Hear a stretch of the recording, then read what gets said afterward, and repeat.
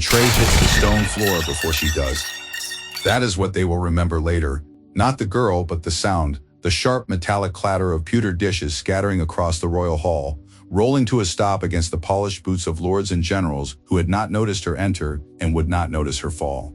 She goes down slowly, the way an exhausted body finally surrenders to a truth the mind has been refusing for weeks. Her knees first, then her hands splaying against the cold stone, then her cheek pressed against the floor, looking up at a world that had never bothered to look down. The hall pauses for half a heartbeat. And then King Kalen steps around her, his sentence unbroken, his attention elsewhere, and the meeting continues.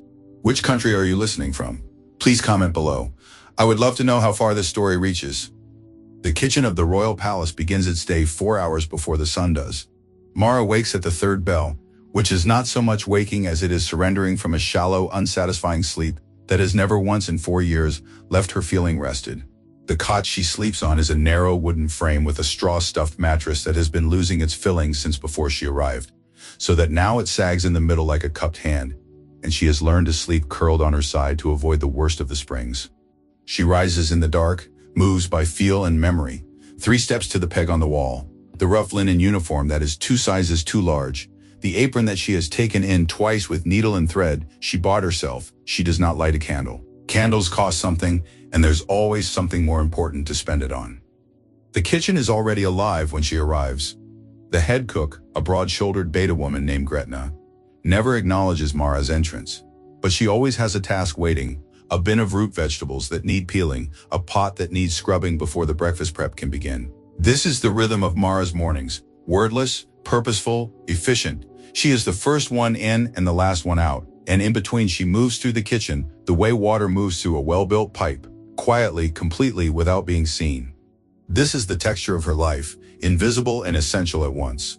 She is 23 years old. She has worked in the royal kitchen since she was 16. Brought in as part of a labor allocation from the outer provinces, the polite administrative term for taking Omega children from communities that could not afford to keep them and putting them to work in institutions that could afford to pay them almost nothing.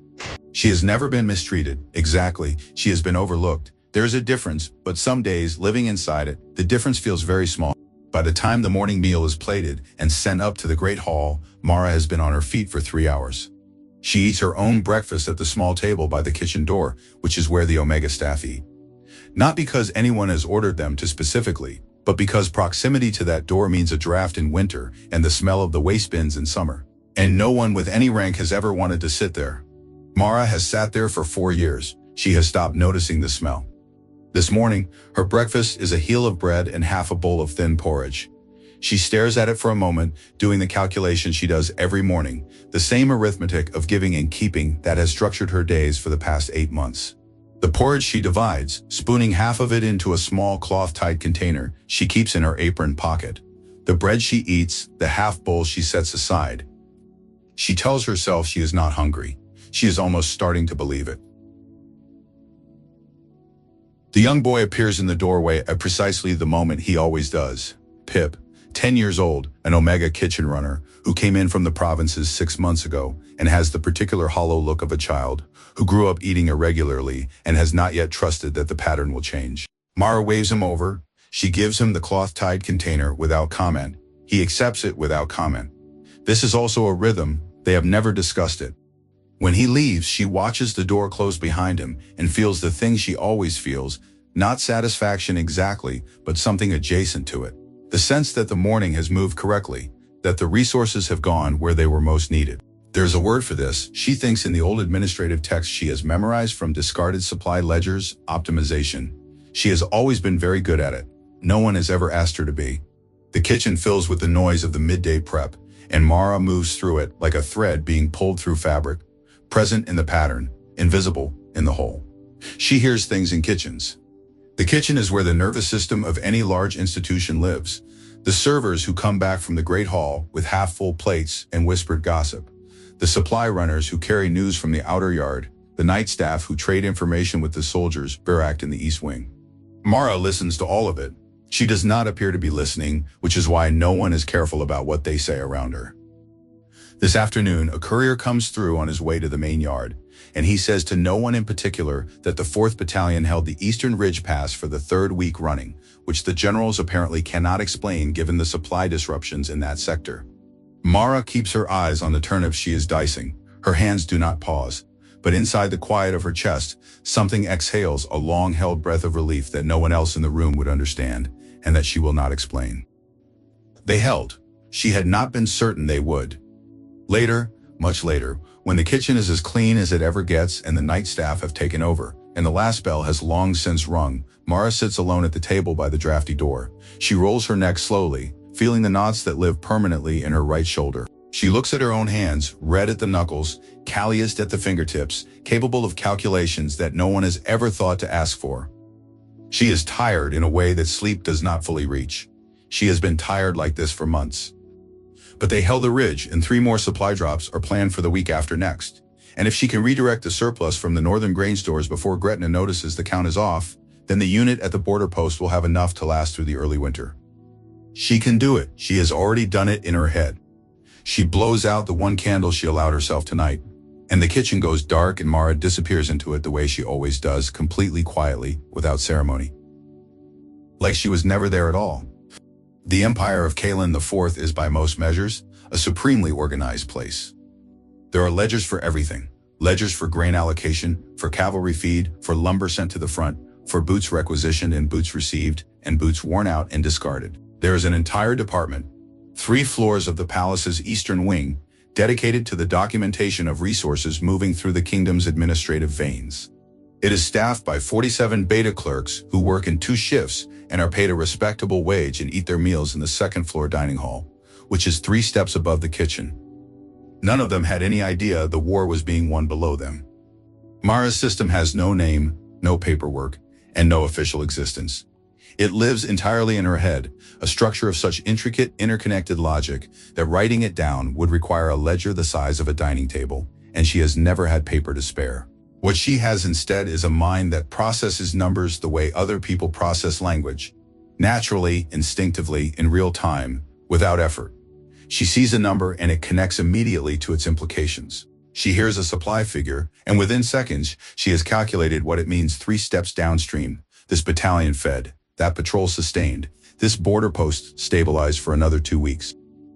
She built the system gradually, the way rivers build their courses, 1 small redirect at a time, each one so minor it would be invisible to anyone not looking at the whole. It began with bread. 8 months ago, she noticed that the palace kitchen was consistently producing 20% more bread than was consumed by the upper floor dining rooms, and that the surplus was being thrown away every 3rd day because no one had authorized any alternative use for it. Meanwhile, she had heard from a supply runner who complained about it to a cook who did not bother lowering his voice that the 3rd Battalion's bread ration had been cut in half due to a clerical error in the grain allocation, and that the soldiers had been going out on night patrol on half-empty stomachs. The math was not complicated. The obstacles were: an Omega kitchen worker could not formally requisition surplus food for redistribution. She could not file a supply correction report. She could not even approach the supply department on the 3rd floor without an authorized reason. What she could do was talk to the delivery boy who brought the flour, who was 17 and lonely and grateful for conversation, and who made 3 supply runs a week to the barracks. She asked him a question. He gave her an answer. She asked him another question. He began to understand what she was doing, not entirely, and perhaps not correctly, but enough. Within a week, a portion of the kitchen's bread surplus was finding its way, by a circuitous but logistically sound route, to the 3rd Battalion. They won their next engagement by a margin that surprised their own commanders. That was the beginning. Over the 8 months that followed, Mara had expanded the network 1 connection at a time. A sympathetic supply runner named Davin, who moved between the palace and the military barracks and who, after 1 careful conversation with Mara in the kitchen yard, had understood enough to become the most valuable logistics asset in the entire kingdom. A quartermaster's assistant named Bren, who owed Davin a favor and looked the other way when certain surplus calculations came up short. 2 kitchen workers who packaged goods for the supply runs and asked no questions because Mara had done them kindnesses they had not forgotten. And at the other end of every connection, soldiers, dozens of them by now across 4 active battalions, who received supplies they had stopped expecting and fought with the particular ferocity of people who know someone is looking out for them, even when they do not know who. None of them knew her name. Most of them knew only that something had changed, that the food was better and more reliable and arrived at exactly the right moments, and that this was not the army's doing. Mara never told anyone what she was doing or why. She did not explain herself. She did not document herself. She simply calculated and redirected and recalculated, and the war moved forward. On the morning of the day she collapses, she is performing a new calculation, standing at the prep table slicing carrots, the knife moving in automatic rhythm while her mind runs the numbers. The Eastern supply chain has a gap forming. A grain shipment has been delayed by 3 days due to road flooding, and the gap will hit the border post at exactly the wrong time, right before a reported enemy advance. She has 12 hours to reroute enough from the northern stores to cover the shortfall, and to do it through channels that will not attract the attention of the supply department, who have recently been conducting a review. It is solvable. She is already solving it. What she does not calculate, what she has stopped calculating, because the number frightens her, is her own ration deficit. She has been running at a reduction of 40% for 3 months, 60% for the past 2 weeks when the supply crunch got worse, and she made the call she always makes: give more, keep less. She is the last variable in her own system. She adjusts herself before she adjusts anything else. The knife keeps moving. The numbers keep running. She is so far inside the calculation that she almost does not notice the way her vision has begun to narrow at the edges, a soft creeping darkness at the periphery of her sight, like a candle burning low. She notices it, she sets it aside, she finishes the calculation. The eastern border post will be covered. The gap will be filled. The soldiers will not know there was ever a problem. She picks up the serving tray. She walks toward the Great Hall. The last number she runs before the floor comes up to meet her is a satisfying one. The border supply drop is solved. Everything is in order. The system holds. And then her knees give, and the tray falls, and the hall goes silent for half a heartbeat. And King Kalen steps around her as though she is furniture. But the system still holds, it always does. The palace physician's name is Master Torin, and he has the particular manner of someone who has spent 30 years delivering information to people who did not want to hear it. He examines Mara in the servants' infirmary, a long, low-ceilinged room at the back of the east wing that always smells faintly of dried herbs and old linen, with the brisk efficiency of a man with a full schedule. He checks her eyes, her pulse, the pallor of her nail beds, the prominence of her collarbone. He writes things down without commentary and asks questions with the tone of someone who already knows the answers. "When did you last eat a full meal?" he asks. "This morning," Mara says. He writes something down. He does not believe her, and she knows he does not believe her, and they both know nothing will come of that. "You show signs of prolonged nutritional deficiency," he says, still looking at his notes. "Iron, primarily, some evidence of chronic protein restriction. You have been operating this way for," he pauses, calculating, "I would estimate 3 to 4 months minimum. Possibly longer." "I have been fine," Mara says. "You were not fine this morning," he says. "You collapsed in the royal hall." She has nothing to say to that, so she says nothing. He looks up from his notes then, and she sees the thing in his expression that she has seen in a handful of people over the years, the moment when someone almost asks a real question, the moment when curiosity sharpens towards something that could become genuine concern. She watches the moment pass. He looks back down. He writes malnutrition, insufficient ration allocation, and files the report. After he leaves, Mara lies on the narrow infirmary cot and stares at the water-stained ceiling, and she thinks about the last time she told the truth about this kind of thing. She had been 2 years into her work in the palace kitchen, 18 months before she ever started her supply network, back when she was simply a new kitchen worker trying to understand the system she had been placed inside. She had been in those early days more willing to speak, not boldly but honestly, which in her experience amounted to the same kind of danger. She had noticed a discrepancy, that was all. A supply irregularity in the flour allocations, a pattern that suggested someone at the receiving dock was skimming surplus for personal sale. She brought it to the kitchen supervisor, carefully, politely, with the numbers written out on a piece of paper she had borrowed and intended to return. She thought she was being helpful. She thought the information would be welcome. The kitchen supervisor's name was Hearn, and he had been in his position for 15 years, and he did not like being told things by Omega kitchen workers. He did not like it in the way that powerful, insecure people never like having the order of things disturbed by someone who is supposed to be beneath them. He reported her upward, not for the irregularity, but for the presumption, for speaking out of turn, for, as he phrased it, fabricating accusations against senior staff to draw attention to herself. What followed was not violent. It was precise. She was reassigned to the worst shifts for 4 months.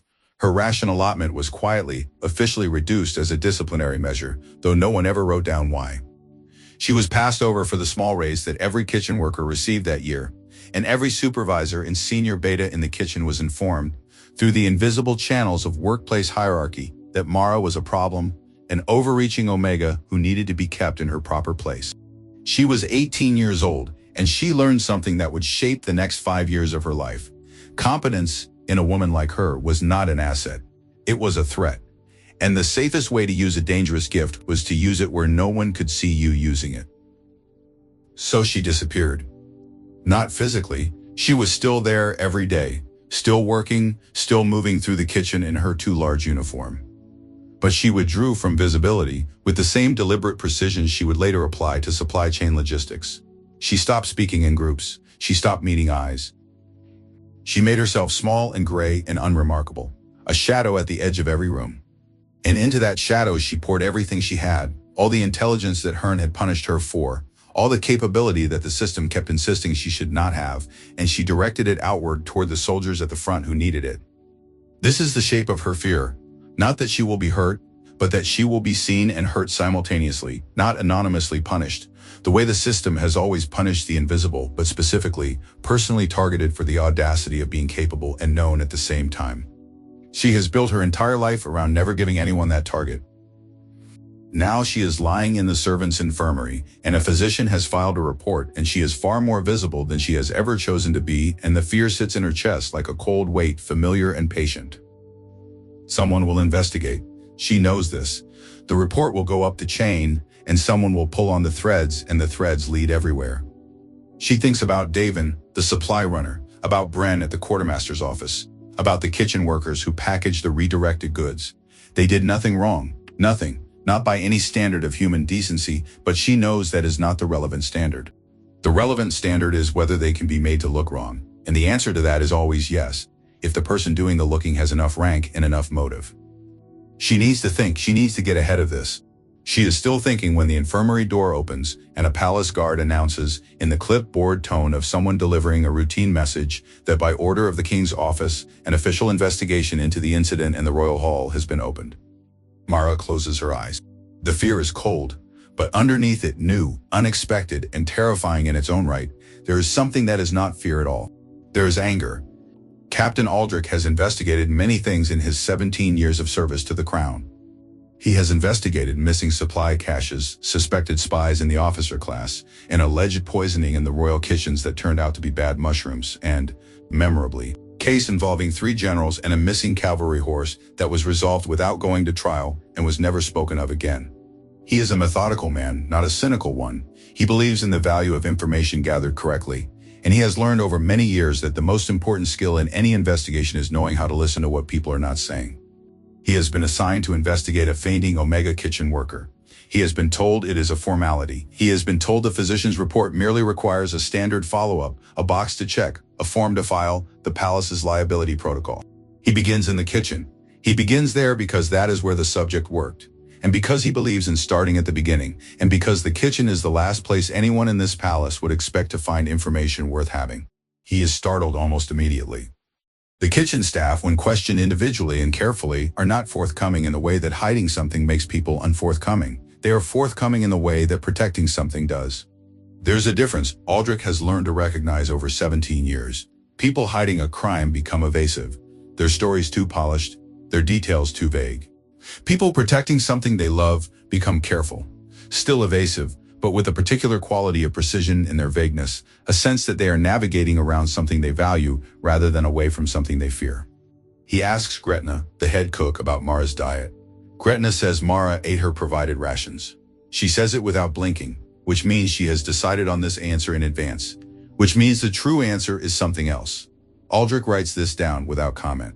He asks the supply runner Davin, whom he finds in the outer yard returning from a delivery, whether he has any interactions with kitchen workers that fall outside his official route.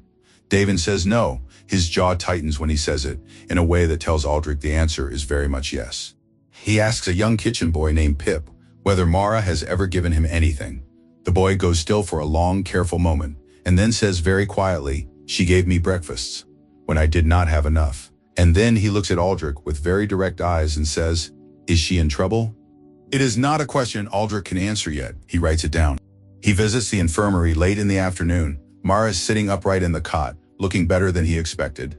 Not well, but present. Her eyes are clear, and they assess him with an intelligence that is immediately obvious, and he suspects something she usually takes pains to conceal. He sits. He introduces himself. He tells her the investigation is routine.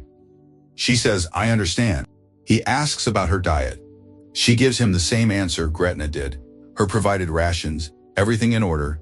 She gives it with the same pre-decided quality, but her version is better than Gretna's. Smoother. She has clearly had more practice. He tries a different approach. He asks her about the supply runs, specifically whether she has any familiarity with the routes. Davin takes to the military barracks. She pauses before answering. The pause is very brief, a fraction of a second, but he catches it. "I see the runners come and go from the yard," she says. "Kitchen workers often do." "Of course," he says pleasantly. He writes nothing down this time. He asks a few more questions, none of them the important ones, and then he thanks her and stands to leave. At the door, he stops and turns back with the specific casualness of a man who has used this technique many times. "The 4th Battalion," he says, "they held the Eastern Ridge Pass again this week. 3rd week running. The generals are calling it a strategic miracle." He watches her face. "Do you have any thoughts on that?" Something flickers in her expression. It is gone almost before it appears. She says, "I'm glad to hear it." He nods. He leaves. In the outer corridor, he stands for a moment, thinking. Then a courier appears at the far end of the hall with a folded message bearing the battalion seal, addressed to him specifically. He opens it. He reads it. It is a list of names, a list of soldiers who have submitted, through their commanding officer, an informal protective declaration, a rarely used military tradition reserved for civilians known to have provided material support to active battalions. Every name on the list is a soldier who has served on the Eastern Front in the last 8 months. There are 47 of them, all for the same person. Aldrich reads the name at the top of the declaration. He looks back down the corridor at the closed infirmary door. His face changes. The soldiers are not supposed to be in the capital. They are a transit group, 12 men from the Eastern battalions passing through on rotation leave before reassignment. They are the kind of men who go largely unnoticed in a military city, road-worn, carrying too much gear, looking for a hot meal and somewhere to sleep. They have not caused any trouble. They have not drawn any attention. Until Aldrich finds them. He locates them in the barracks yard at the edge of the palace complex, where transit soldiers are quartered. There are 12 of them, ranging from a grizzled sergeant with 20 years of service to a young private who cannot be older than 19. They are seated around a fire pit, eating their evening rations, and they look up with the unhurried assessment of people who have learned to evaluate threat quickly and file it correctly. Aldrich shows his rank insignia. He says Mara's name. The reaction is immediate and unlike anything he has seen from soldiers when an investigator comes asking about a civilian. It is not guilt, not alarm, not the particular blankness of men deciding how little to say. It is something much more striking. The sergeant stands up. He is a large man, heavily built, with a scar along his jaw and eyes that have seen the kind of things that make a person economical with their words. He stands with the deliberate respect of someone who would stand for a commanding officer, for a fallen comrade, for someone who has earned it. "Is she all right?" he asks. Aldrich tells him she collapsed. He tells him she is recovering in the infirmary. He watches 12 men absorb this information and the particular way it moves through them. Not like news, but like a wound opening. The private, the young one, looks down at his boots. His jaw is very tight. The sergeant says she cannot still be on reduced rations. "We submitted a formal complaint through the battalion commander 4 months ago." Aldrich did not know about this. He writes it down. He asks the sergeant to explain. What follows is 40 minutes of testimony that changes the entire shape of Aldrich's investigation. The sergeant, his name is Garrick, 15 years on the Eastern Front, describes what the battalions have experienced over the past 8 months as a transformation so consistent and so specific that the officers at first suspected it was a deliberate strategic operation they had not been briefed on. The food was better. Not dramatically, not feasts, not surplus, but consistently, reliably adequate in a way it had not been for years before. The right supplies arrived at the right times, including twice when they had not been expected, and both times had been critical to holding their position. There was no official explanation. The supply department maintained their standard documentation. Nothing on paper showed a change. But the soldiers knew. The soldiers always know when someone is taking care of them, even if they do not know the mechanism. They had asked the supply runner, a young man named David, who had become unusually reliable, unusually precise in his drops over the same 8-month period. Davin had eventually, after persistent questioning from Garrick himself, said only that there was someone at the palace who was paying attention, someone who noticed what they needed before they asked for it. She kept us standing, Garrick says. He says it simply without drama, the way soldiers state facts they have verified under conditions that test everything. The Eastern Front held because of her. I cannot prove that in a document, Captain, but I can tell you that every man in my battalion who has been through the Eastern Sector in the last 8 months knows it to be true. That is why we filed the declaration. Aldrich looks around at the 12 men. The young private has looked up from his boots. His expression is the expression of someone who has made a decision. She gave up her own food, the private says quietly. Davin told us eventually she was the one going short. His voice is controlled, but barely. She never told us. She never asked us to know. The fire crackles. No one speaks for a moment. Aldrich closes his notebook. He thinks about the woman in the infirmary who deflected every question with precise practiced ease. He thinks about 47 names on a declaration. He thinks about the Eastern Front, which is held for 3 consecutive weeks in conditions the generals called a strategic miracle. He thinks about the empty bowl that the physician had noted in his intake report, the single bowl of thin broth that was Mara's only possession when she was carried to the infirmary. He picks up the bowl. He walks directly to the king's war room. He bypasses the normal channels. He does not make an appointment. He knocks. The war room at the center of the palace is a place of deliberate austerity. King Kaelin designed it that way himself when he took the throne at 21, stripping out the tapestries and the carved furniture his father had favored, replacing them with plain tables, functional chairs, and walls covered in maps. He wanted a room that felt like what it was, a place for the serious work of keeping people alive. He has spent more of his waking hours in this room than any other in the palace, and he has always believed that the choices made here have been as good as he could make them. He is beginning to understand that he may have been wrong. Aldrich places the investigation report on the central table and places Mara's empty bowl on top of it. It is a small gesture, a piece of evidence, technically, but Kaelin looks at it the way he looks at something he does not know how to categorize. He sits, he reads. He reads slowly, the way he reads anything that matters, because he has learned that the temptation to move quickly through difficult information is precisely the temptation he needs to resist. He reads the physician's findings first, the nutritional profile, the timeline of deficiency. The clinical language of the report cannot entirely conceal the human reality underneath it. This person has been systematically malnourished for months, and the system he oversees did not notice. He turns the page. He reads Aldrich's interview summaries, Gretna's careful non-answers, Davin's barely concealed deflections, the kitchen boy Pip's quiet testimony. He reads the 47 names in the soldier's declaration, which Aldrich has had formatted in a single clean column, and he counts them without meaning to, because numbers are how he processes the weight of things. He turns the page. He reads the supply analysis that Aldrich has commissioned in the hours since his visit to the transit barracks, a side-by-side comparison of the official supply chain records versus the outcomes in the Eastern Sector over the past 8 months. The official records show standard allocation. Standard allocation mathematically should not have produced these outcomes. The Eastern Front should have experienced 2 significant supply shortfalls. The supply department's own records confirm the shortfalls occurred in the documentation. The shortfalls did not occur in reality. Something outside the documented system had filled them. He sets the papers down. He sits in the silence of his war room, which has always felt like clarity to him and which tonight feels like something else entirely. He picks up the map of the Eastern Sector, the map he has looked at 100 times in the past year, tracing the line that has held so unexpectedly well, congratulating his generals on their strategic acumen. He looks at the supply routes marked on the map. He looks at the kitchen. He looks at the route from the kitchen to the barracks yard. He looks at the route from the barracks yard to the front. He sits with what he is understanding for long enough that the candles in the room have burned a quarter of their length before he moves again. Then he picks up the investigation report and reads the last section, Aldrich's summary, written in the captain's characteristically understated style, but which contains a sentence that Kaelin reads 3 times. It is this investigator's assessment that the subject's activities constitute the single most impactful individual contribution to Eastern Front stability in the past 12 months, operating entirely without authorization, recognition, or adequate nutrition. He sets the report down. He picks up the empty bowl. It is a very plain object, glazed brown ceramic. The kind issued to all palace kitchen staff. It is very light. It has been empty for a while. He holds it for a long time.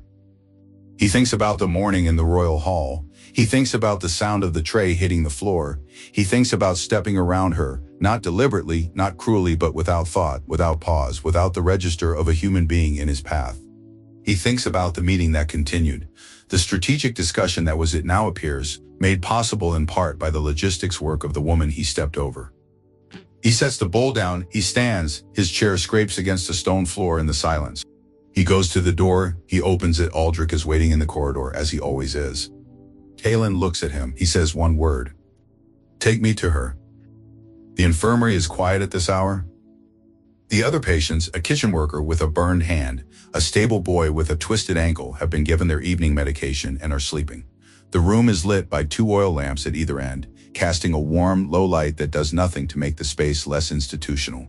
The night nurse, upon recognizing the king, retreats to the farthest corner of the room and develops an intense interest in her logbook.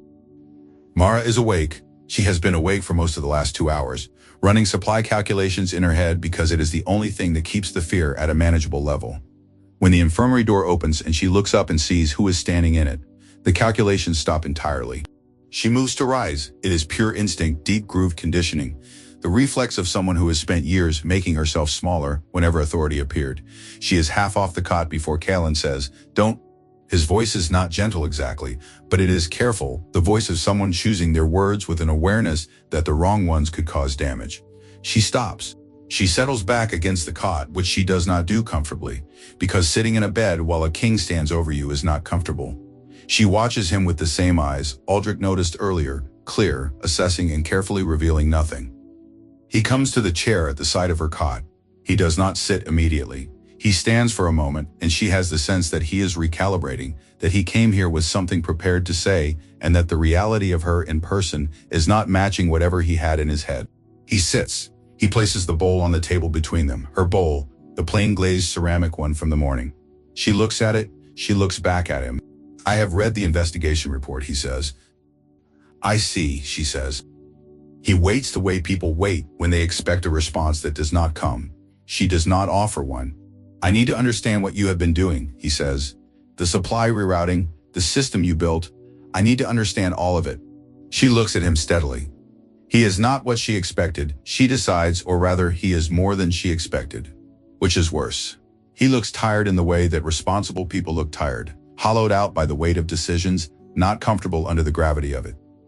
She had expected coldness or bluster or the particular performance of authority that powerful men use to fill silence. He is doing none of those things. He is simply sitting in a plain chair in a dim infirmary, holding a conversation that all his rank and power have made him completely unprepared for. She is deciding something. She is aware of herself deciding it, which is unusual. Normally, her guard operates automatically, preconsciously, a wall that is simply there. Now she is consciously choosing in real time whether to let him in. The answer she arrives at is not yes, it is not yet. I am grateful for the care, she says, and her voice is perfectly polite and perfectly empty. I'm feeling much better. I do not believe there is anything further I can help you with this evening. The silence that follows is a very specific kind of silence. The silence of a man who came prepared to receive something and has received a door closed quietly in his face. He does not press. He does not raise his voice. He sits with it for a moment, looking at her with an expression she cannot entirely read. Then he nods once. He stands, he picks up the bowl, he holds it for a moment, and she watches his hands around it. Large hands, the kind that have done physical work at some point, marked by old calluses under the rings. Then he sets it back on the table beside her cot, within her reach. He leaves. The infirmary door closes behind him. She stares at the bowl. He left it with her. She does not know what to do with that. In the corridor outside, his footsteps slow. She cannot see this, but she hears it, the particular rhythm of someone who stops walking. Then Aldrich's lower voice and Kaelin's response. She strains to hear. She catches 4 words. She does not trust me. And then lower, the next part, which she has to piece together from consonants and tone rather than distinct syllables, but which she is nearly certain is, fix that. She lies back on the cot. The bowl is 6 inches from her hand. The fear is still there, but the anger is getting louder. Trust in Mara's experience has always been a currency she cannot afford. She has observed, over the years, the way it works for other people, the easy faith that the beta clerks have in their supervisors, the comfortable assumption that competence will be rewarded and loyalty returned. She has watched this from a distance the way you watch a game being played by rules that do not apply to you, and she has never allowed herself to want what she cannot have. So when the changes begin, she notices them with a skepticism so well developed it has become almost aesthetic, the kind of critical eye that cannot stop itself from looking for the catch. The first change comes 2 days after the king's visit. The kitchen staff receives a formal notification of adjusted ration allocations, a 10% increase across all Omega and Beta kitchen workers, effective immediately, citing a review of standard provision guidelines. It is worded as a routine administrative update. No one names any connection to recent events. Gretna reads it at the morning briefing with the careful neutrality of someone who is choosing not to cry. You're listening to this story on the Alpha King Secrets channel. Are you enjoying today's story? Let us know what you think in the comments below. Now, let's get back to the story. Mara reads it twice. She notes that it affects 31 people she knows. She notes that it took her collapse to produce it, which is a fact she holds alongside the fact of the change itself, turning both over in her mind like objects of uncertain value. The second change comes 4 days after that, an announcement of immediate pay adjustment for soldiers stationed in the eastern and northern sectors, backdating 3 months of an underpayment that has apparently been under review. The announcement goes through official military channels. It names no individual catalyst. Mara hears about this from Davin, who appears at the kitchen door on his morning route, with the particular expression of someone trying not to show how affected they are. The pay order came through, he says. She nods. He leaves without saying anything else. She turns back to the vegetables she is preparing and allows herself exactly 30 seconds of something she cannot name, not pride, not vindication, something rawer than both. Then she goes back to work. He does not announce these changes. He does not send her messages. He does not make any attempt to translate his actions into language or attach her name to them publicly. She does not know whether this is strategic or instinctive, but she notices it. She files it. On the 9th day after her collapse, she is returning from the storage room with a crate of dried herbs, and she rounds the corner into the main kitchen corridor, and he is there. He is not supposed to be there. This is the service corridor, the working part of the palace, and kings do not appear in it without a reason. He is alone, no guards, which tells her this is deliberate. He looks up when she rounds the corner with the quiet alertness of a man who has been waiting without making it obvious he was waiting. They stop. They are closer than they have been in any interaction, the narrow corridor doing what it always does and reducing everyone to the same size. "How are you?" he asks. It is such a simple question. She has been asked it dozens of times in the past week by nurses and kitchen staff and the physician, and she has answered all of them with fine or better and moved on. She opens her mouth to do the same. She tells the truth instead. She does not entirely know why. "Better fed than I have been in 2 years," she says. It is not an accusation, not technically. Her voice is level, factual, in the tone of a supply report rather than an indictment, but it lands on him like something physical. She watches it hit. She watches the thing that moves across his face, not guilt. Exactly. Because guilt is what you feel when you know what you did wrong. And she understands now that until recently he did not know. What moves across his face is something more complicated. The look of a man reckoning with the distance between who he thought he was and what the evidence has revealed. He says nothing. There are no words that would be useful here. And she thinks, with a small shift in her assessment of him, that he knows this. She nods a small, unreadable acknowledgement, and she carries the crate past him and into the kitchen. She does not look back. But she is aware for the rest of the morning of a loosening in her chest. Very slight, very carefully contained. At the end of the corridor, she does not see the courtier, who has been standing in the shadows of the adjoining passage, cold eyes and expressionless face, watching the king watch Mara's retreating back with a very particular kind of interest. Lord Harwick makes a note. The king's request comes through official channels, which surprises her. She had expected something informal, another accidental corridor encounter, or perhaps a message delivered by Aldrich with a specific tone of a request that is actually a command. Instead, she receives a written summons on palace stationery, formal in format, requesting her presence in the king's smaller study at the 3rd bell of the afternoon. It is politely worded. The word request appears in it twice. She reads it 3 times. She notes the small seal at the bottom, not the full royal emblem, but a smaller personal mark, the kind used for private correspondence rather than official business. She thinks about what this means, and then she prepares herself the way she always prepares for anything significant, by running the numbers until she feels steady, and by deciding, before she walks in, exactly how much she will say. She revises that decision 4 times before the 3rd bell. The study is a small room on the palace's west side, south-facing, with afternoon light coming through tall windows. It smells of paper and beeswax, and faintly, of the particular cold that comes from stone walls even in warm months. Kaylin is at the table when she arrives, and she notices immediately that the room contains no one else, no guards at the door, no secretary in the corner, no Aldrich standing to the side with his notebook. He has come alone, as she has come alone, and this parody is so unusual in her experience of every other interaction with power that it takes her a moment to calibrate to it. He stands when she enters, which she was not expecting. He gestures to the chair across from him. She sits. She places her hands in her lap. She waits. "Tell me," he says, "all of it. How you built it, how it worked, and how long." "Not please. Not I would appreciate.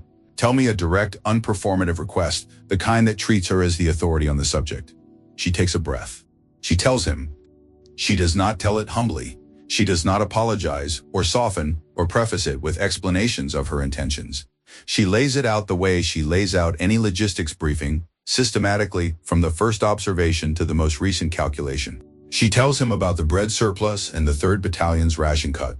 She tells him about Davin and Bren and the 2 kitchen workers, and the precise sequence of relationships she built and maintained. She tells him about the 8 months of calculations, the supply chain analysis she performed entirely from memory, the gaps she identified and filled before the supply department was even aware they existed.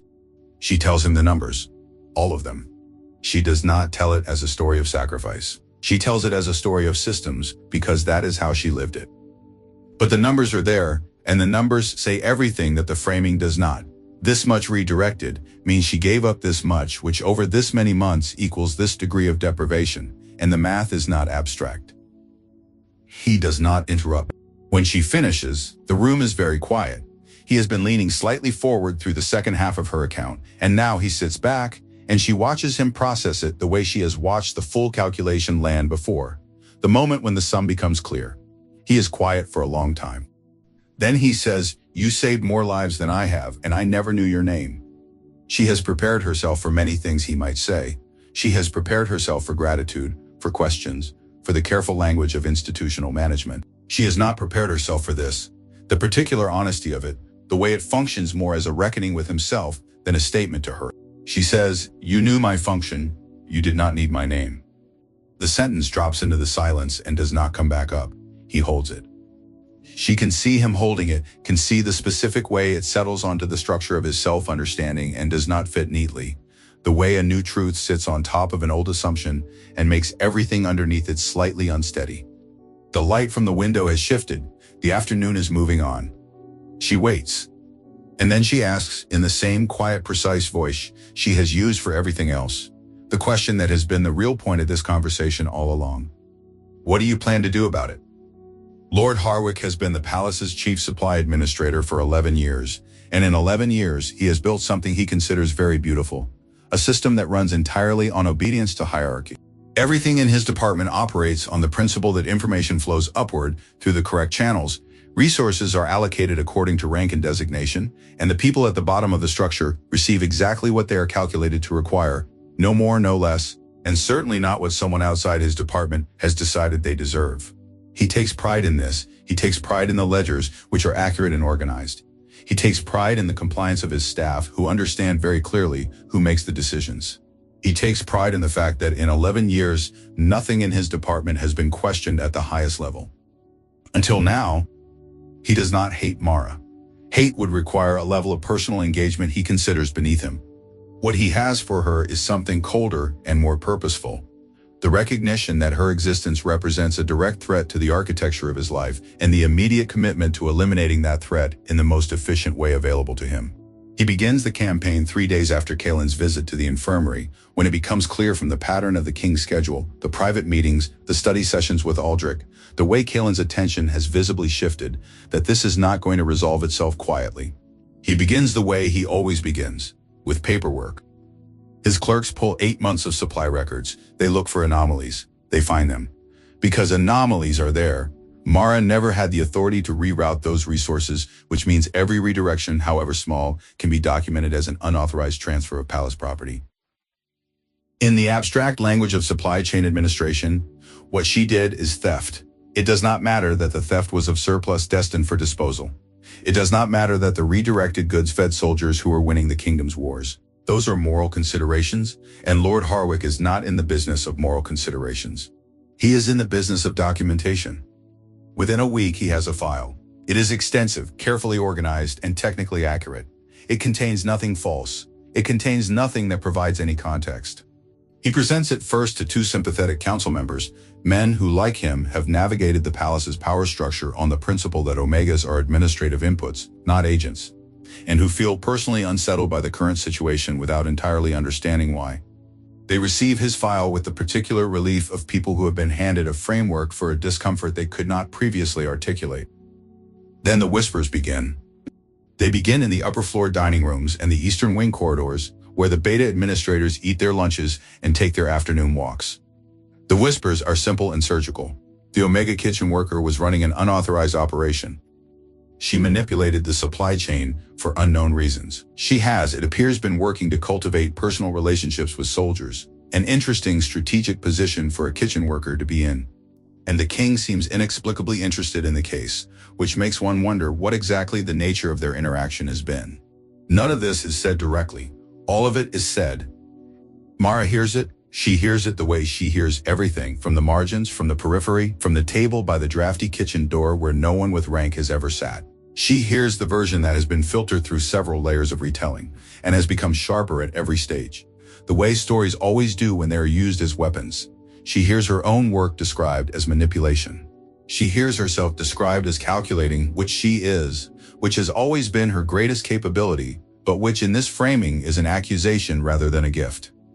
The old fear moves in her chest like something waking from a long sleep. She knows this pattern. She lived this pattern at 18, when Hearn turned her honesty into a threat and her competence into a crime. She knows how it ends if she lets it run. She sits at the drafty table and holds very still, and thinks about the options available to a person in her position, which is what she always does when things become dangerous. She runs the variables. She is still running them when she learns, through David, who heard it from Bren at the quartermaster's office, who had it from a senior clerk who was present at the session, that Lord Harwick presented the file to the small council this afternoon. That Kaelin was there. That Kaelin said nothing. She goes very still. The fear that had been old and familiar is suddenly new again, raw and present and specific. She thought he was different. She thought the corridor moment and the study session and the small wordless changes of the past weeks had meant something. She thought she had let herself for the first time begin to read a situation correctly. She closes her eyes, she breathes. She begins to plan her disappearance. She has a bag already packed that she has kept under her cot for 4 years. It is not dramatic, not a travel pack or a bundle of meaningful possessions. It is a small canvas bag containing a change of clothes, a waterproof tin with a small amount of money she has saved over years, and a folded piece of paper with the address of a woman in the lower city who runs a legitimate grain sorting operation and who has, twice over the years, quietly indicated that she would have worked for Mara if Mara ever needed to leave. Mara has never used the address. She has always known it was there. She is reaching under the cot for the bag when Aldrich knocks on the infirmary door. He does not come in immediately. He says through the door, "He did not stay silent to abandon you." A pause. Wait. She sits with her hands still under the cot, her fingers on the canvas strap of the bag, and she does not move for a long moment. She has very little reason to believe this. She has abundant experience suggesting she should not believe it. She thinks about the council session, about the open air of Harwick's file and the reported silence from the king's direction. She thinks about the soldiers. She thinks about what Garrick the sergeant said. She kept us standing. She pulls her hand back. She sits on the edge of the cot. She does not go anywhere. She does not know what Kaelin is doing. She does not have access to the war room, or the private council chamber, or the late-night meetings that Aldrich arranges discreetly and does not record in the official schedule. She does not know that 3 days after Harwick's council presentation, Kaelin sits across from General Harlan of the Eastern Battalions and asks him a single direct question. What would you have me know about the supply situation in the Eastern sector over the past 8 months that is not in the official reports? She does not know that General Harlan, who is a blunt man by nature and a loyal one by choice, responds by placing his own file on the table. Not Harwick's version, but the soldier's version, compiled from field reports and commanding officers' personal logs and the 47 testimonies that Aldrich's investigation began and that Harlan quietly expanded to over 100. She does not know that Kaylin reads this file in its entirety in one sitting, and that when he finishes, he sits for a very long time looking at the map on the wall where the eastern sector is marked with little pins indicating strategic victories, and that he thinks about each pin and what it represents and what it actually cost. She does not know any of this. What she knows is the silence and the waiting, and the old, practiced art of not letting hope become a vulnerability before it has been earned. She keeps herself busy. She has asked to resume light kitchen duties, the physician has cleared her for limited work, and the work keeps her mind from running down the darker channels. She moves through the kitchen in the mornings with a quality that the other workers notice but cannot quite name. She is present in a different way than she was before, somehow both more visible and more contained, like something that has been under pressure for a long time and is beginning, very slowly, to understand the pressure as temporary. She does not reach for the bag again, but she does not move it either. On the 14th day after her collapse, David appears in the kitchen yard in the early evening, walking quickly, and when he sees her, he slows and looks at her with an expression that contains some portion of relief. He has been building something, David says. I do not know what, but it is large. I have seen perhaps 120 people go into the private wing in the last 10 days. Soldiers, mostly officers, some from the northern sector, some from the east, some I did not recognize at all. She files this. She does not let it show. She goes back to her work. She slices the evening's carrots. She helps with the bread, which has been rising since mid-morning and needs a careful hand. She portions the kitchen staff's dinner with the new allocation, which is better than it was 2 weeks ago, and she watches Pip receive a full bowl and eat it without rushing, and she holds that small, complete fact against everything else. That evening, a page delivers a message to the infirmary where Mara still sleeps. Her cot, her pale blue blanket, the bowl on the table. The page places it on the table beside the bowl. Mara comes in from the kitchen and finds it there. The seal at the bottom is not Harwick's. It is not the administrative office. It is not any of the channels by which she could be summoned for discipline or correction or removal. It is the king's personal seal. She has seen it before, once on the summons that brought her to the small study. She turns the message over in her hands. She does not open it for a long time. Then she does. The great hall of the palace has seen many assemblies. It has seen declarations of war and treaties of peace, the formal elevation of lords and the public disgrace of traitors. It has the specific quality of rooms that have absorbed many kinds of power over many generations, an institutional gravity that makes every person who enters it feel, instinctively, that what happens here matters.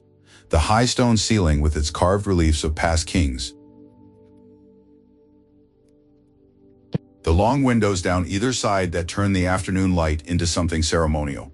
The floor where Mara fell 3 weeks ago, which has been cleaned and polished and which shows no trace of her. She is standing in the center of it now. The assembly had been convened to address the theft allegations formally, or so the official notices said. The council is present. The senior military staff is present. A significant portion of the palace's administrative class is present, wearing the particular expression of people who anticipate witnessing a correction. Lord Harwick is present, in his usual position 2 seats from the head of the long table, with his usual composure, which today has an added quality of satisfied certainty. Kaylin stands at the head of the room. He does not open with the theft allegations. He does not acknowledge Harwick. He picks up the document in his hand, and he begins to read. He reads Mara's file. Not a summary, not a characterization. The file itself, the supply route analyses, the battalion outcomes, the 8 months of strategic decisions she made alone, in silence, without a desk or a title or a single scrap of official authorization. He reads it in the precise, unembellished language in which Aldrich compiled it, and the precision is more powerful than any rhetoric because it does not ask the assembled room to feel anything. It simply presents the accounting, line by line, and lets the numbers do what numbers do. The room listens. Some of them listen with the polite attention of people waiting for a prelude to be over. Some of them listen with growing stillness, the kind that comes when information is reorganizing the structure of what you thought you knew. He reads the outcome of the 3rd Battalion supply gap. He reads the analysis of the northern sector's unusual stability during the harvest shortage. He reads the 47 names, the first 47, and then he notes that, as of 14 days ago, the number has grown to 111. He reads Garrick's testimony. He reads the young private's testimony. He reads Mara's ration records. The room is completely silent. And then from the back of the hall, a soldier, a captain from the Northern Battalion, a man Mara has never spoken to, whose name she does not know, slowly stands. He does not say anything. He simply stands with the quiet deliberateness of the old military honor gesture, the standing acknowledgement, reserved for actions that cannot be adequately addressed through rank or decoration, only through the weight of a body choosing to rise. Another soldier stands, then two more, then five at once, from different sides of the room. It spreads, not uniformly, not universally. There are people in the hall who remain seated, Harwick among them, but it spreads with a momentum that has the particular quality of something true, the way true things spread in a room where they are finally allowed to exist. Soldier after soldier, and then a beta administrator in the middle of the room who Mara has never spoken to, and then Gretna, the head cook, who is not supposed to be here but who clearly received word and came anyway, and who rises from her chair at the back with a dignity that makes her the most powerful person in the room for a full 10 seconds. By the time Kalen folds the document and places it on the table, most of the room is standing. Mara stands in the center of it. She does not weep. She does not tremble. She has spent her life going unwitnessed, and now the witness is here, and the thing she feels is not soft. It is enormous and clean and burning, like a fire that has had air let in at last after a long, slow smolder. She is standing. The room is standing, and she is not looking at the floor. Harwick waits for the room to settle before he speaks. This is a strategy, and a competent one. Let the emotion peak. Let it begin to subside and then introduce the procedural reality before the feeling has a chance to calcify into decision. He rises from his chair with the ease of someone who has navigated difficult rooms for 11 years and has always emerged on the correct side of them. Your Majesty, he says, the Assembly's sentiment is noted and respected. However, the procedural matter before this council remains unresolved, whatever the subject's intentions, because the record shows unauthorized rerouting of palace property over a period of 8 months. The legal definition of this action is not altered by its outcomes. He has the room for a moment. The people who remain seated are watching with the focused attention of those who feel their position confirmed. Even some of the people who stood are looking at Kalen with the expression of those who know the law is a complicated instrument and are waiting to see how it handles this. Mara speaks. She does not raise her hand. She does not wait for permission. She simply speaks from the center of the room in a voice that is quiet enough that the room has to go still to hear it, which means the room goes still. The grain surplus of the palace kitchen for the month of the 3rd Battalion's ration reduction was 412 units. She says, of this, 320 units were scheduled for disposal under standard overflow protocol. I rerouted 230 of those units. The remaining 90 went to waste as documented in the disposal logs. She is looking at Harwick. She does not look away. The 3rd Battalion, operating on adequate nutrition rather than half rations, held their sector for 6 weeks without the reinforcement that had been requested and not sent. The estimated supply cost of that reinforcement, had it been necessary, is documented in your own department's contingency planning files at 7,000 units. I redirected 230 units of surplus that was going to disposal. The math is available for anyone who wants to check it. The silence in the room is very different now from the silence of a few minutes ago. That silence had been full of feeling. This one is full of thought, the particular quality of a room whose collective understanding is being reorganized by arithmetic. She continues. She does not raise her voice. She does not hurry. If redirecting your surplus, the portion your own records classify as waste, to feed the soldiers who are winning your wars is theft, then every victory this kingdom has celebrated in the past 8 months was built on stolen goods. I will accept that charge, Lord Harwick, if you are prepared to accept its implications. Harwick opens his mouth, he closes it. He has many responses prepared, procedural, legal, hierarchical, and in the abstract in his office, they were adequate. Here, in front of 140 people, with the mathematics laid out in plain language, they are not adequate. They are not adequate because she has not made an emotional argument that can be challenged with cool logic.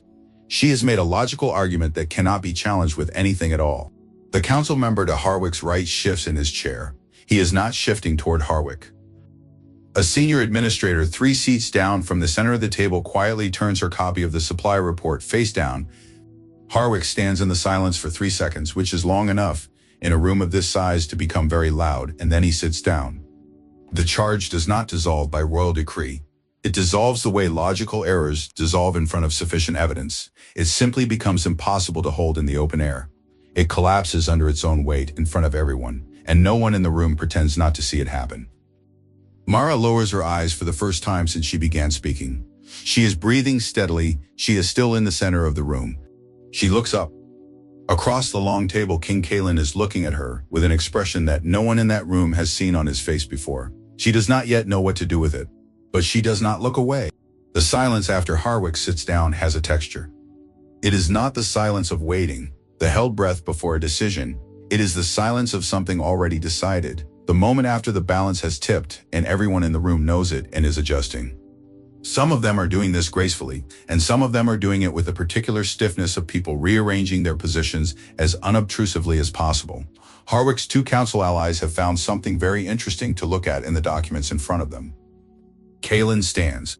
He does not use the formal register of a royal declaration, the elevated language, the careful third person, the phrasing that puts an ocean of protocol between the speaker and the statement.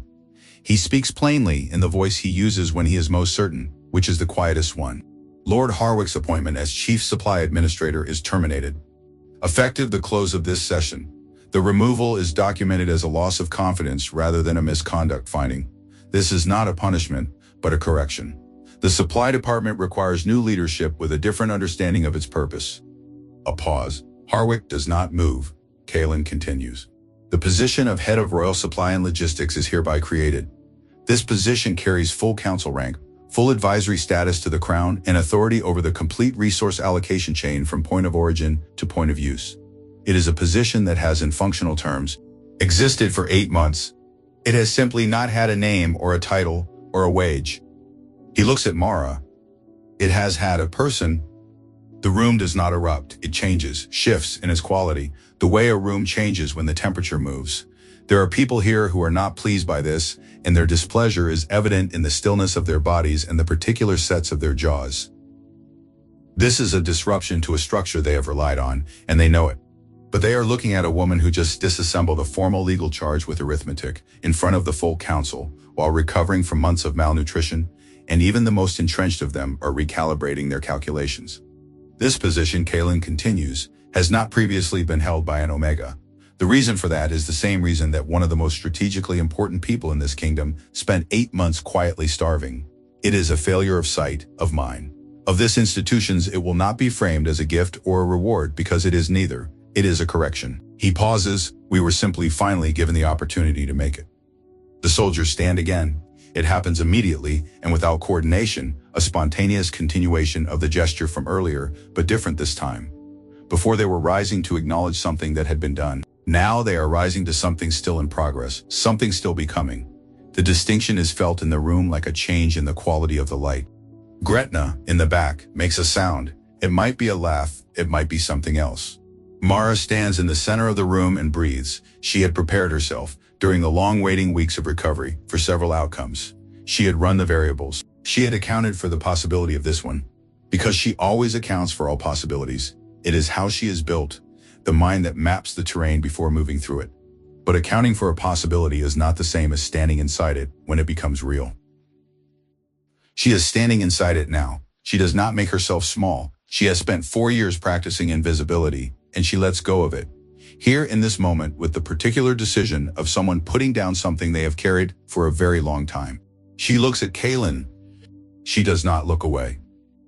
Something moves between them that has no formal name in the language of councils and appointments and royal corrections. Something built over weeks of small decisions and silences and one empty bowl left on a table by someone who came to receive information and gave acknowledgement instead. She does not look away. She begins the day after her appointment. She does not wait for orientation or introduction or the traditional grace period of settling in.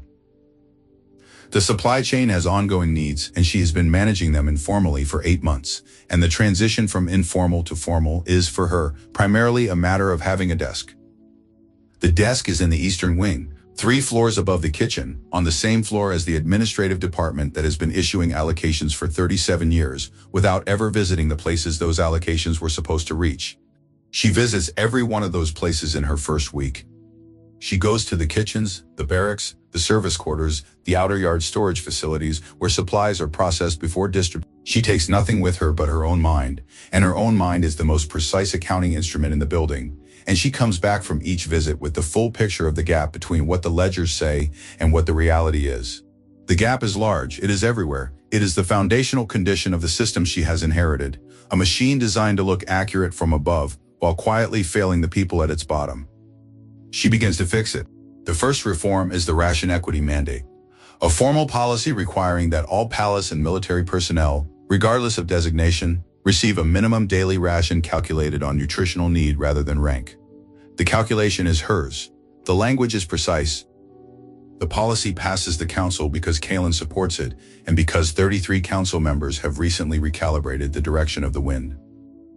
The second reform is the Supply Whistleblower Protection Protocol, the first formal mechanism in the kingdom's history by which any worker, at any designation level, can report a supply irregularity to a protected channel without risk of reassignment or ration reduction as retaliation. Mara writes this one herself, late at night at her new desk, in language she knows by heart because she has spent 5 years wishing it existed.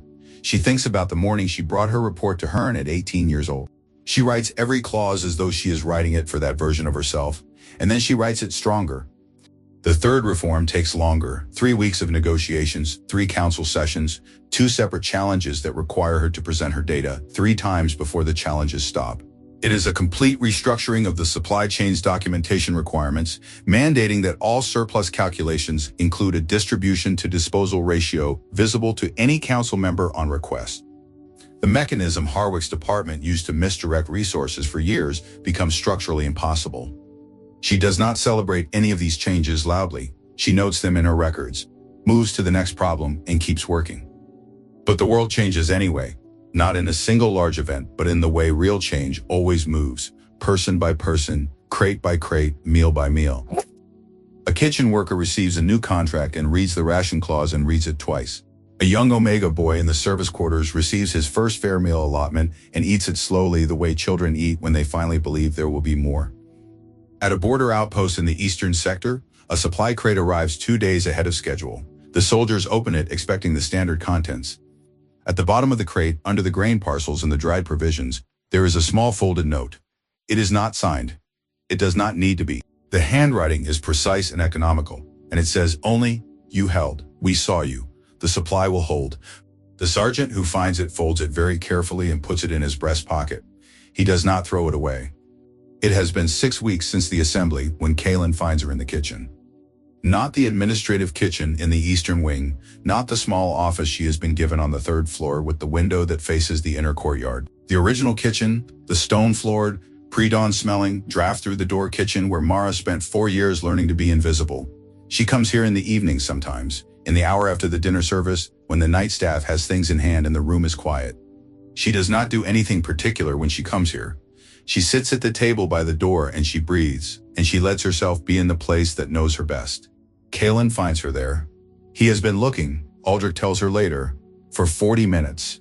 Not urgently, not commanding people to locate her, but looking himself quietly, the way a person looks for something they want to find on their own terms. He comes through the kitchen door and sees her, and he stops in the doorway the same way he stopped in the infirmary doorway all those weeks ago. But the quality of the stopping is different this time. He is not a man trying to calculate an approach. He is a man arriving, finally, somewhere he has been traveling toward for a long time. He sits in the other chair at the drafty table. He does not speak immediately. They sit together in the kitchen quiet, the familiar sounds of the place settling, the creak of the cooling ovens, the distant drip of the courtyard fountain, and Mara allows this to happen, which is its own kind of thing. Then he says, "Can I ask you something?" She nods. Not about the supply chain, he says, not about the reform schedule, or the council session next week, or the Eastern Sector report. He pauses. Not about any of it. She waits. "What do you want?" he says. "For yourself. Not for the kingdom. Not for the soldiers. For you. What have you wanted and never let yourself have?" The question lands in her chest in a way she was not prepared for. She has answered 1,000 questions in the past 6 weeks, precise, difficult, important questions about policy and logistics and systemic reform, all of which she answered without hesitation because she has been preparing her whole life to answer them. This question she has never prepared for. No one has ever asked it. She is quiet for a long time. He does not fill the silence. He waits with the particular patience of someone who understands that this question deserves the time it takes. She thinks about what she wants the way she thinks about supply calculations, methodically starting from what is true, moving toward what is possible. She has trained herself so completely out of personal want that the inventory takes a while to compile. But underneath the training, it is there, a small, specific human list. She says one thing. She names it quietly, matter-of-factly, in the same voice she uses for supply reports. It is a small thing. It is the kind of thing that a person with any resources and any choice would have had without effort. For her, it has been impossible for years, and it is simple enough that saying it aloud makes the impossibility embarrassingly visible. He listens. He is very still. Then he says, then that is where we start. Not everything, not a declaration that promises the world and forgets the detail. He says then, that is where we start, and it is the most precise and most honest thing anyone has said to her. And it undoes her in the specific way that precision undoes people who have only ever been offered vagueness. She breathes. Outside the kitchen window, the evening is doing the thing it sometimes does. The light going gold and long in particular, the kind of light that makes even ordinary places look like somewhere worth staying. She does not move from the chair. For the first time in a very long time, she does not want to. Time has a way of making things real. The ideas look different in the documents, precise, abstract, careful.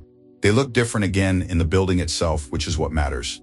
The Academy of Resource and Equity stands at the eastern edge of the palace grounds, on land that was previously a storage yard for overflow timber, which is a fact Mara finds appropriate. It opened 8 months after her appointment, funded by the reallocation of 3% of the palace's administrative surplus, which she calculated to the unit, and which was of course more than enough. It is not a grand building. She did not design it to be grand. She designed it to be functional and welcoming, and to have windows on all sides because she spent 4 years in rooms with one window, and she has opinions about light. It has 60 students in its first term, omegas, betas, and 3 alphas from the outer provinces who applied on their own initiative.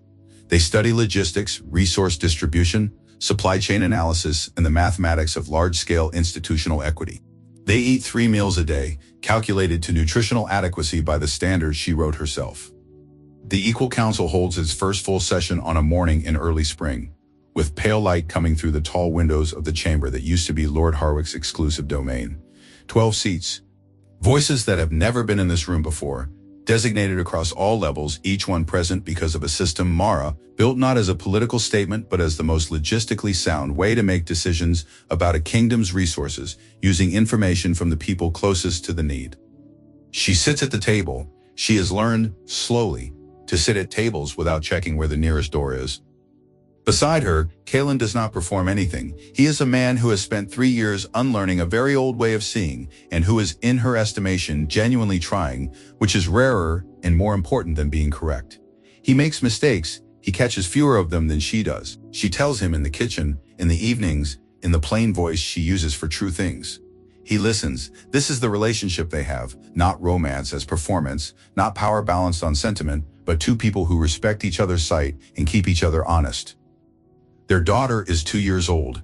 She has Mara's eyes and her father's stubbornness, and she has grown up in a kitchen and a council chamber in roughly equal measure, which is exactly what Mara planned. On the wall of the Academy's Great Hall, in a simple wooden frame, is a glazed brown ceramic bowl. It is the plain institutional kind issued to kitchen workers. There is a small card beside it that explains, in 2 sentences, what it is and where it came from. Visitors sometimes stop in front of it for a long time. The students explain it is not there as a monument to suffering.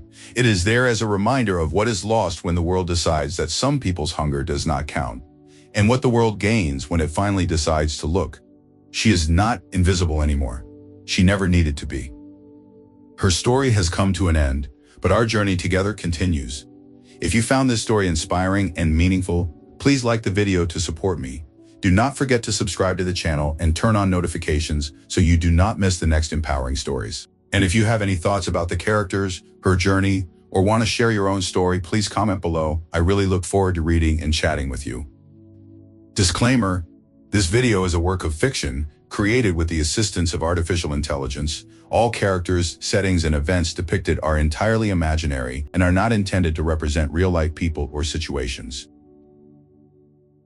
Please view for entertainment purposes only.